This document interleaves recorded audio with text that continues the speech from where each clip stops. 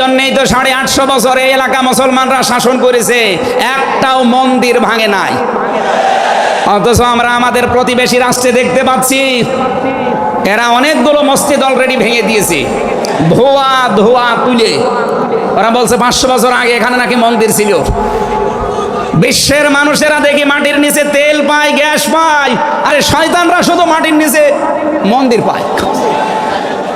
আপনাদের পূর্বপুরুষেরা আল্লাহর ঘর ভাঙতে এসে কাজ ফিম মাকুল হয়ে গেছে। আমরা দেখতে পাচ্ছি আগামীতে আল্লাহর ঘর মসজিদগুলো ভেঙে দেওয়ার কারণে আল্লাহ নিজে কিন্তু প্রতিশোধ নেবে, কাজ ফিম মাকুল আপনাদেরও বানিয়ে দেবে ইনশাআল্লাহ। এই জন্য প্রতিবেশী হিসাবে সতর্ক করলাম, যদি ভালো লাগে মেনে নিন, ভালো না লাগলে নিজের পায়ে নিজে কোড়াল লাগান। আমার কথার অর্থ বোঝেননি? সুতরাং পৃথিবীতে দিন ইসলাম বাদ দিয়ে কোন ধর্ম সব মানুষের বানানো তৈরি করা, অন্য ধর্মের মানুষদেরকে আমরা চ্যালেঞ্জ করছি, আহ্বান জানাচ্ছি, আমাদের এইটা পড়েন, লা ইকরাহা ফিদ্দিন লা রাইবা ফি যালিকাল কিতাবু লা রাইবা ফি। কোনো সন্দেহ নেই, সন্দেহের অবকাশ পর্যন্ত নেই। এখানে আসেন, যদি মনটা আপনার ভালো থাকে, টনি বেলারের শালিকা লরেন বুথকে যেভাবে হেদায়েত দিয়েছে আপনাকেও দিতে পারবে ইনশাআল্লাহ।